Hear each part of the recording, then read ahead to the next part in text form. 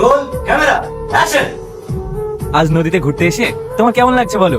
আজ আমার খুব ভালো লাগছে। এত সুন্দর পরিবেশ, মনে হচ্ছে এখানে সারা জীবন থেকে যাই। I am so happy.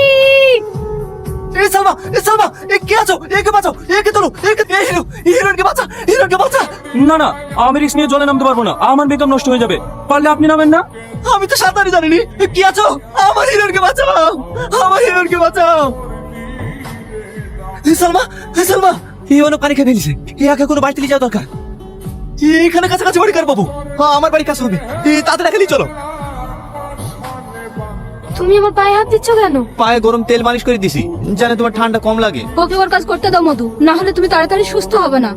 আপনি? এটা আমার মা। আমাদের সব লোকজন কোথায়? ওরা সবাই খাওয়া দাওয়া করতে গিয়েছে মধু। আমি এত করে বলনু এখানে খেয়ে যেতে, কেউ খালো না। বাবু বলছিল তুমিও নাকি সকাল থেকে কিচ্ছু খাওনি। দাঁড়া মধু, আমি তোমার জন্য খাবার নিয়ে আসছি। মা একটু ওঠো, 4টি ভাত খেয়ে দাও। না না মা, তোমাকে হাত বের করতে হবে না, আমি তোমার মায়ের মতো, আমি তোমাকে খাইয়ে দিচ্ছি।